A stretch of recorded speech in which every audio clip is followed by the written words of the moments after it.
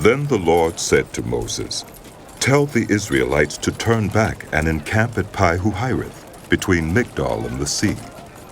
They are to encamp by the sea directly opposite Baal Zephon." Pharaoh will think the Israelites are wandering around the land in confusion, hemmed in by the desert, and I will harden Pharaoh's heart, and he will pursue them. But I will gain glory for myself through Pharaoh and all his army, and the Egyptians will know that I am the Lord. So the Israelites did this. When the king of Egypt was told that the people had fled, Pharaoh and his officials changed their minds about them and said, "What have we done? We have let the Israelites go and have lost their services." So he had his chariot made ready and took his army with him. He took 600 of the best chariots, along with all the other chariots of Egypt, with officers over all of them.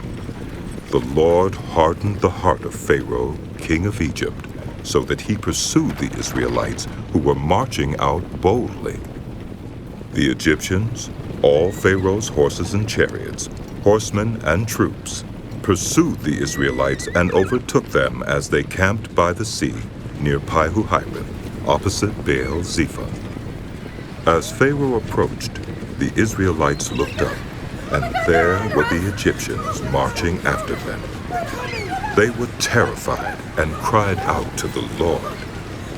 They said to Moses, "Was it because there were no graves in Egypt that you brought us to the desert to die? What have you done to us by bringing us out of Egypt? Didn't we say to you in Egypt, leave us alone, let us serve the Egyptians? It would have been better for us to serve the Egyptians than to die in the desert. Come!" Moses answered the people, Do not be afraid. Stand firm, and you will see the deliverance the Lord will bring you today. The Egyptians you see today, you will never see again. The Lord will fight for you. You need only to be still. Then the Lord said to Moses, "Why are you crying out to me? Tell the Israelites to move on. Raise your staff and stretch out your hand over the sea to divide the water, so that the Israelites can go through the sea on dry ground. I will harden the hearts of the Egyptians, so that they will go in after them. And I will gain glory through Pharaoh and all his army, through his chariots and his horsemen. The Egyptians will know that I am the Lord when I gain glory through Pharaoh, his chariots, and his horsemen." Then the angel of God who had been traveling in front of Israel's army withdrew and went behind them. The pillar of cloud also moved from in front and stood behind them, coming between the armies of Egypt and Israel. Throughout the night the cloud brought darkness to the one side and light to the other side, so neither went near the other all night long. Then Moses stretched out his hand over the sea, and all that night the Lord drove the sea back with a strong east wind and turned it into dry land. The waters were divided, and the Israelites went through the sea on dry ground, with a wall of water on their right and on their left.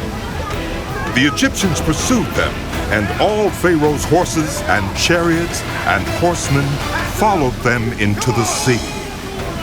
During the last watch of the night, the Lord looked down from the pillar of fire and cloud at the Egyptian army and threw it into confusion. He jammed the wheels of their chariots so that they had difficulty driving, and the Egyptians said, "Let's get away from the Israelites. The Lord is fighting for them against Egypt." Then the Lord said to Moses, "Stretch out your hand over the sea, so that the waters may flow back over the Egyptians and their chariots and horsemen." Moses stretched out his hand over the sea, and at daybreak the sea went back to its place. The Egyptians were fleeing toward it, and the Lord swept them into the sea. The water flowed back and covered the chariots and horsemen, the entire army of Pharaoh that had followed the Israelites into the sea. Not one of them survived. But the Israelites went through the sea on dry ground. with a wall of water on their right and on their left. That day the Lord saved Israel from the hands of the Egyptians, and Israel saw the Egyptians lying dead on the shore. And when the Israelites saw the mighty hand of the Lord displayed against the Egyptians, the people feared the Lord and put their trust in him, and in Moses, his servant.